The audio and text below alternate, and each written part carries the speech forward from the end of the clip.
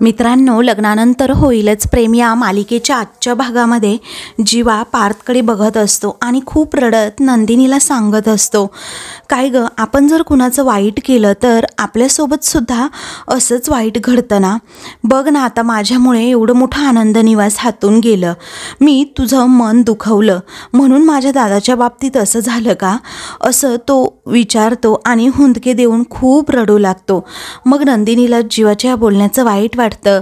ती म्हणते की जीवा प्लीज असं नका ना करू, असं वाईट वाटून नका ना घेऊ. तेव्हा जीवा म्हणतो, मी माझ्या दादाला असं अंथरुणाला खिळून पडलेलं नाही बघू शकत नंदिनी. असं म्हणून तो पुन्हा ओक्साबोक्शी रडू लागतो. तेव्हा ती म्हणते, जीवा शांत व्हा ना, प्लीज शांत व्हा, आपल्या पार्थना काहीही होणार नाहीये, असा धीर ती त्याला देते.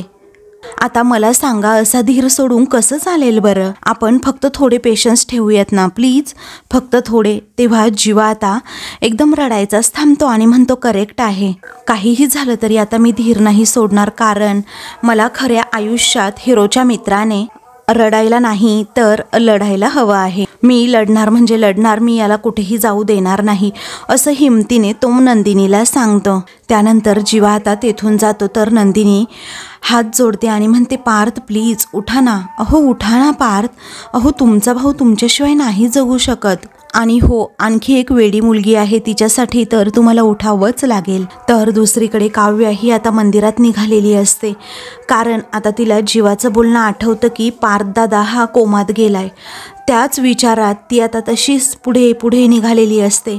थोडी रात्रीची वेळ असते तर विजांचा कडकडाट होतो, तरीही काव्य अजिबात घाबरत नसते. त्याचबरोबर वादळसुद्धा सुटलेलं असतं. तिच्या डोक्यामध्ये विचारांचं वादळ मात्र सुरू असतं. पार्थ कसे बरे होतील हाच प्रश्न तिच्या समोर असतो आणि माझ्यामुळेच पार्थची ही अशी अवस्था झाली आहे असं सततच तिला आता वाटत असतं. त्यामुळे काव्या एकदमच गांगरून गेलेली असते. त्याचबरोबर मानिनीचं खोचक बोलणंसुद्धा आठवत असतं की जेव्हा माझा नवरा वीटभट्टीमध्ये पडला तेव्हा जळता कापूर घेऊन मी 101 मंदिरेला प्रदक्षिणा मारल्या, तेव्हा कुठे माझा नवरा शुद्धीवर आला. आणि तू हे करणार आहेस का गं? अगं, तू स्वतःच एक जळता निखारा आहे, तू काय करणार आहे माझ्या पार्थसाठी, असं टोमण्याचं बोलणं मानिनीचं आता काव्याने ऐकलेलं असतं.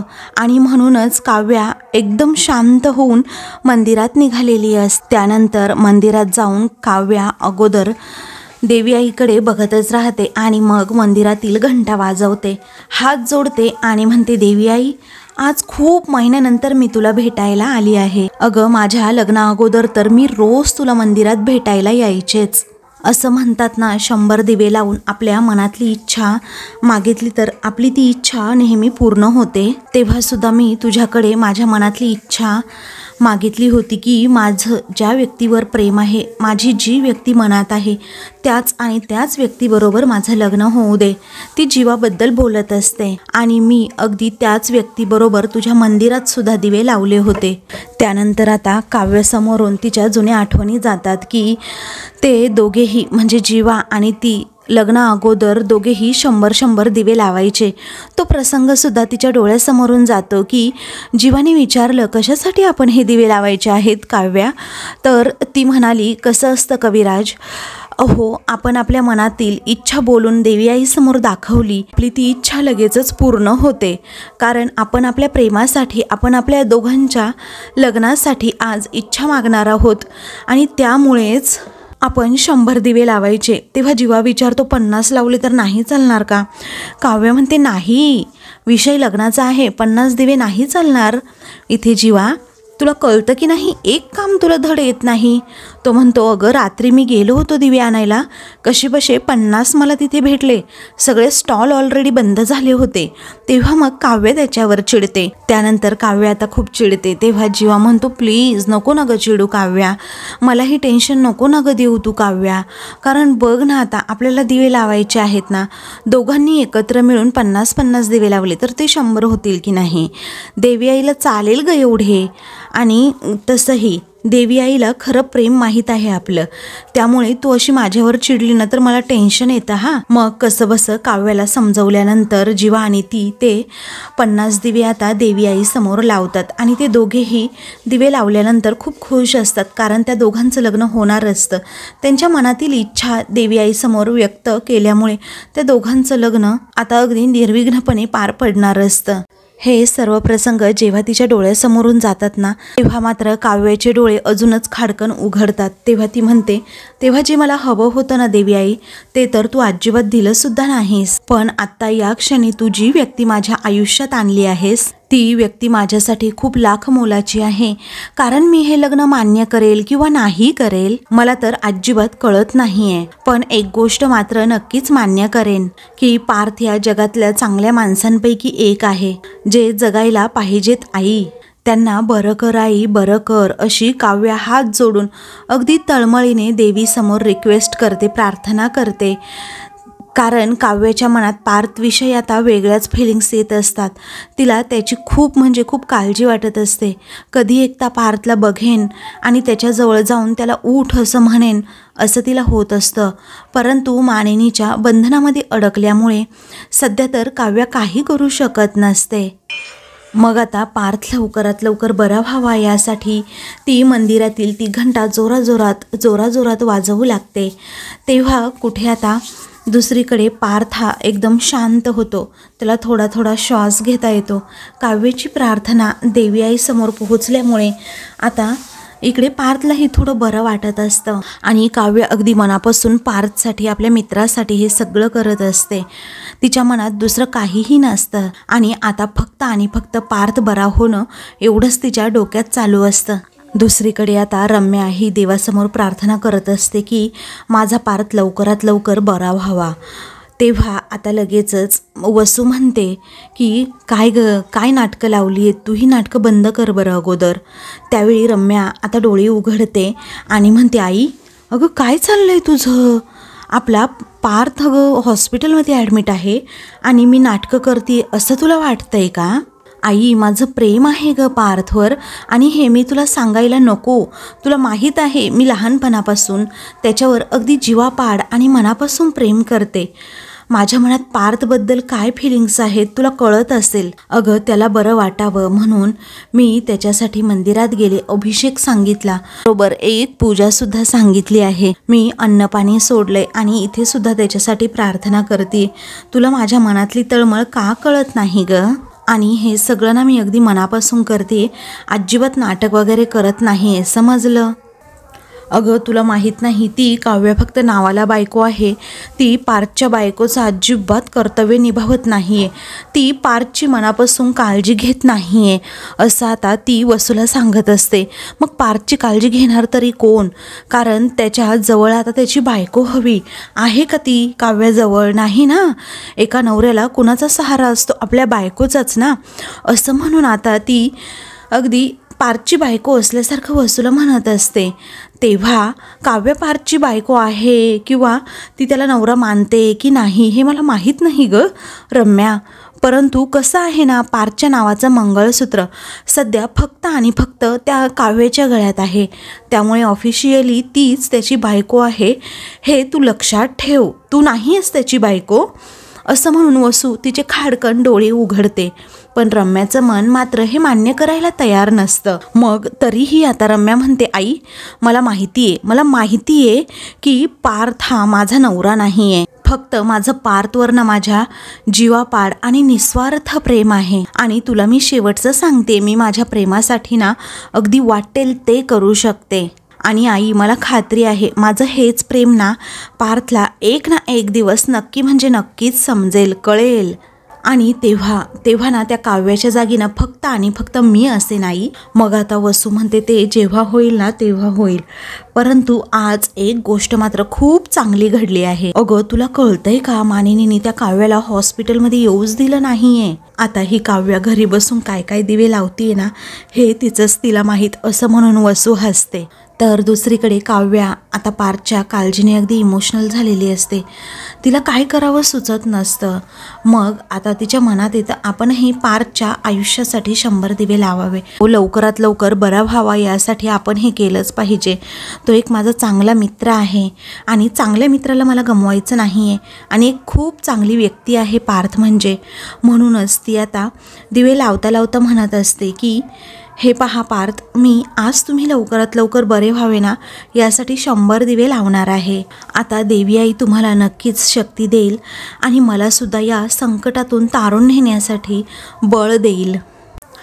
त्यानंतर दुसरीकडे आता सगळेजण हॉस्पिटलमध्ये असतात. इकडे आता विक्रम मानिनीला म्हणतो, मानिनी शांत हो, अजिबात रडायचं नाही आहेस. आपण खंबीर असलो तर आपली मुलं खंबीर होतील. एक गोष्ट लक्षात ठेव, हे बघ अजिबात आपल्या मुलांना आपण असं हरलेलं खचून गेलेलं दाखवायचं नाही आहे. आपण दोघेही खूप स्ट्रॉंग आहोत, मग आपली मुलंसुद्धा अशी स्ट्रॉंग असतील. हे बघ आता तुझी संध्याकाळची जी गोळी आहे ना ती घरीच आहे आणि रोज लागते तुला ती गोळी, मला माहिती आहे. म्हणून मीच आता केमिस्टकडे गेलो आणि तुझी गोळी ही घेऊन आलो आहे. घे बरं पटकन गोळी ही.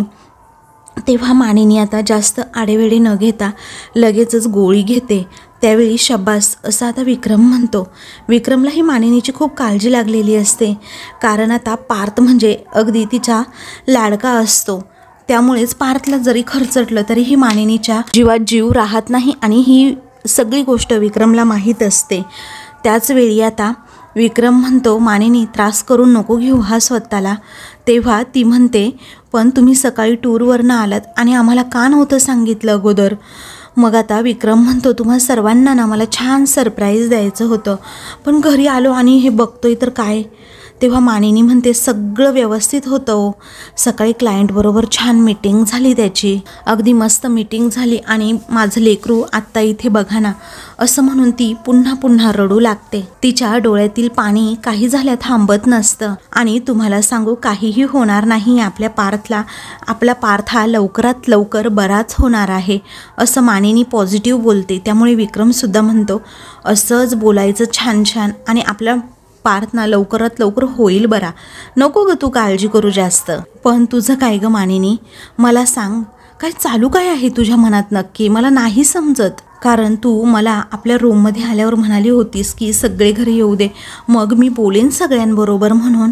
अगं असं काय तुझ्या मनात चालू आहे जे की तू सगळ्यांसमोर बोलणार होतीस. तेव्हा मानिनी म्हणते, प्रत्येक गोष्टींना मनातल्या मनात राहिलेल्या चांगल्या असतात. तेव्हा विक्रम म्हणतो, अगं पण तुझ्या मनातलं तुझ्या चेहऱ्यावर दिसायला लागतं. त्याचं काय ग मानिनी, मला नाही तुझी ही काळजी बघवत, नाही तुझी ही चिंता बघवत. कारण आपल्या दोघांमध्ये ना कधीही कोणत्या प्रकारचा आडपडदा तर नसतोच. आपण दोघेही एकमेकांना प्रत्येक गोष्ट शेअर करतो मानिनी. मग ही गोष्टसुद्धा कर ना माझ्याबरोबर शेअर. अगं तुझं हे वागणं मला अजिबात शोभलं नाही, कारण माझी म्हणून अशी नाहीच आहे. तू आत्ताच्या सुनांची रोल मॉडेल सासू आहेस, सुनांचा अशी तिरस्कार करणारी नाही आहेस मानिनी तू. अगं सांग ना नक्की काय झाले, काय आहे तुझ्या मनात, असं तो पुन्हा पुन्हा विचारून मानिनीला आता रिक्वेस्ट करत असतो. तेव्हा मानिनी विचार करते आणि मनातच म्हणत असते, काय करू, काव्याच्या अफेअरबद्दल यांना सांगू की नको कळतच नाही आहे. कारण कितीतरी दिवस मी असा ताण मनात ठेवून जगणार आहे. यांच्याबरोबर बोलले, त्यांच्याबरोबर मन मोकळं केलं तर मला कळेल ना आणि त्यांनाही समजेल पुढे काय करायचं. मी ना आत्ताच बोलून मोकळी होते आणि तसंही आमच्या नात्यामध्ये अजिबात आडपडदा नसतो. तेव्हा आता विक्रम मानिनीकडे सतत बघतच राहतो आणि विचारतो, काय ग तुझ्या मनात असणारं माझ्याशी शेअर करायला एवढा वेळ लागतो का ग तुला. मग आता मानिनी विचारते, खरंच ऐकायचं आहे का हो तुम्हाला. मग मी आता सांगतेच हां. तेव्हा आता विक्रम हा ऐकण्यासाठी खूपच उत्सुक असतो, परंतु आता मानिनी पुढे काही बोलत नसते, एकदम शांत शांत ती बसलेली असते. दुसरीकडे काव्याने आतापर्यंत 80 दिवे लावलेले असतात. 100 दिवे व्हायला अजून 20 दिवे बाकी असतात. काव्या म्हणते, देवी आई मला माहिती आहे हे 20 दिवे लावल्यानंतर माझे पार्थ नक्कीच शुद्धीवर येणार, त्यांना काहीही होणार नाही, कारण तू माझ्या मनातील इच्छा ही तरी पूर्ण करणारच आहे. इकडे आता नंदिनी ही पार्थजवळ जाऊन उभी राहते आणि खूप म्हणजे खूप रडत असते की पार्थ प्लीज, अहो त्या वेड्या मुलीसाठी तरी तुम्ही शुद्धीवर यायला हवं. प्लीज पार्थ असं करू नका, असे डोळे बंद करून ठेवू नका. अहो माझी काव्य ना खरंच मनापासून तुम्हाला नवरा जरी स्वीकारत नसेल ना तरीही मनापासून मित्र मानते. इकडे आता काव्य मनापासून प्रार्थना करत असताना दुसरीकडे नंदिनी पार्थ असं मोठ्याने म्हणते. तेव्हा आता पार्थचा हात आता हलू लागतो. ते पाहून आता लगेचच इकडे नंदिनीला खूप मोठा धक्का बसतो, कारण पार्थ आता हळूहळू शुद्धीवर येण्याच्याच तयारीत असतो. तेव्हा नंदिनी आता आपले अश्रू पुसते आणि म्हणते पार्थ पार्थ, अहो असं म्हणून ती म्हणते अहो तुम्ही पोटांची हालचाल केली आहे पार्थ. ती आता लगेच डॉक्टरांना आवाज देऊ लागते आणि बाहेर डॉक्टरांकडे जायला निघते. धावत धावतच डॉक्टरांकडे जात असल्यामुळे वसूला आता समजतं ना की काय झालंय. त्यानंतर आता इकडे मानिनी आणि विक्रम दोघेही बोलत असतात. मानिनी आता काव्याचं सत्य सांगणार. तितक्यातच वसू आता तेथे येते आणि म्हणते ऐका ना, अरे विक्रम ऐक ना, मानिनी ऐक ना, अरे आता नंदिनी बाहेर आली होती आणि ती म्हणाली की पार्थने बोटांची हालचाल केली आहे. अरे खरंच आपला पार्थ ना शुद्धीवर येतोय. डॉक्टरसुद्धा चेक करायला गेले आहेत आता पार्थला आपल्या. हे ऐकून मानिनीला खूप आनंद होतो आणि विक्रमला सुद्धा तेवढाच आनंद झालेला असतो. तो म्हणतो खरंच का गं वसुताई? तेव्हा ती म्हणते हो अरे विक्रम. मग आता विक्रम म्हणतो डॉक्टरांनी सांगितलं होतं की 24 तासांच्या आतमध्ये पार्थ जर शुद्धीवर आला तर तो आउट ऑफ डेंजर असेल आणि मग आपला पार्थ खरंच शुद्धीवर आलाय. आता कोणताही धोका नाही आहे. नीला खूप आनंद होतो की आपलं लेकरू शेवटी शुद्धीवर आलं. ती आपले अश्रू पुसते आणि मला माझ्या पार्थला बघायचे असा हट्ट करते. तेवढ्यातच रम्यासुद्धा तेथे येते आणि म्हणते की आई चल ना, मला पार्थला बघायचं आहे, माझी प्रार्थना फळाला आली, चल ना आई प्लीज. मग आता वसू म्हणते थांब अगं रम्या जरा, डॉक्टरांना पार्थला चेक करू दे अगोदर. अगं तसंही अजून नीट शुद्धीवर आला नाही आहे, तो व्यवस्थित शुद्धीवर आला ना की मग जा ना तू त्याला भेटायला. त्यानंतर आता वसू पुढे येते आणि म्हणते ऐक ना मानिनी, एक सांगू का गं तुला, रम्याने देवासमोर जी आपल्या पार्थसाठी प्रार्थना केली ना ती सफळ झाली गं. तेव्हा विक्रम म्हणतो आणि आपल्या काव्याने सुद्धा ना मानिनी प्रार्थना ही नक्कीच केली असणार बघच तू. ती मुलगी सुद्धा अजिबात शांत बसली नसणार, कारण ती आपल्या पार्थसाठी काय काय करू शकते ना मला चांगल्याच प्रकारे माहीत आहे. असं म्हणून आता विक्रम हा काव्याची बाजू घेतो आणि मानिनीला समजावून सांगतो. मानिनी काव्याबद्दल काही बोलत नाही खरं. तू आता लगेचच वसूमध्ये तोंड घालते आणि म्हणते की अरे त्या मुलीचं सांगूच नको, ती मुलगी काय काय करू शकते ना पार्थसाठी हे पाहिलंय आता आपण. हां असा टोमणा मारून वगैरे ती बोलते. तेव्हा विक्रम रागातच म्हणतो ए वसुताई तुझं तोंड ना जरा बंदच ठेव. तेव्हा ती हात जोडते आणि म्हणते नाही बोलत बाबा, पण असा हॉस्पिटलमध्ये चिडू नकोस कृपा करून. अरे माझी एकच इच्छा आहे, आपला पार्थ तिकडे तिशी झुंज देतोय, मग तो काव्याच्या किंवा रम्याच्या प्रार्थनेने शुद्धीवर येऊ दे, एवढीच इच्छा आहे माझी. तेव्हा विक्रमला आता वसू बरोबर बोलण्यात काहीच इंटरेस्ट राहिलेला नसतो. तेव्हा तो आता मानिनीला सांगतो मी डॉक्टरांना भेटून आलो. हा विक्रम पाठोपाठ लगेच रम्यासुद्धा पळते. त्याचवेळी मानिनी मात्र विचार करते की कसं आहे ना आता यांना काव्याबद्दलच्या अफेअरबद्दल सांगून काहीही उपयोग नाही आहे, ते विश्वासच ठेवणार नाही आहेत. नाही ही योग्यच वेळ नाही असं ती तिच्या मनाला सांगते. इकडे काव्या ही मंदिरात आता दिवे लावते आणि म्हणते शेवटचे 3च दिवे बाकी आहेत देवी आई, आणि आता तुम्ही लवकरात लवकर शुद्धीवर या पार्थ प्लीज. अहो मी खूप आतुरतेने वाट बघते तुम्ही शुद्धीवर येण्याची. तुम्हीच नेहमी म्हणत असताना युनिव्हर्सकडे एखादी गोष्ट खूप मनापासून मागितली तर ती गोष्ट नक्की म्हणजे नक्की मिळतेच आपल्याला, आणि तीच आपली इच्छा सुद्धा अगदी पूर्ण होते. मग आता मी देवी आईकडे आणि युनिव्हर्सकडे तुम्ही लवकरात लवकर शुद्धीवर पार्थ प्लीज, नाहीतर 11 वेळ झाली आहे. काव्या तुम्ही लवकरात लवकर मनातली विश मागा, असं कोण सांगणार हो मला, असं बोला ना तुम्ही. आता ते काही नाही बस झालं तुमचं, असं म्हणून ती अगदी मनापासून पार्थ शुद्धीवर यावे त्यासाठी प्रार्थना करते. आता जसे जसे ती ते 2ही दिवे ठेवते तिथे देवी आईसमोर आणि 3रा दिवा ठेवणार तेवढ्यातच दुसरीकडे पार्थ हा शुद्धीवर येतो आणि काव्या असं म्हणतो. तेव्हा काव्याला आता तो भास होतो की पार्थने मला आवाज दिलाय. ती एवढी खुश होते की 3रा दिवा तेथे लावायचाच ती विसरून जाते. इकडे तिकडे सैरभैर पाहते की कुठे आहेत माझे पार्थ, कुठे आहेत. पण आता पार्थ तेथे ॲक्च्युली नसतो.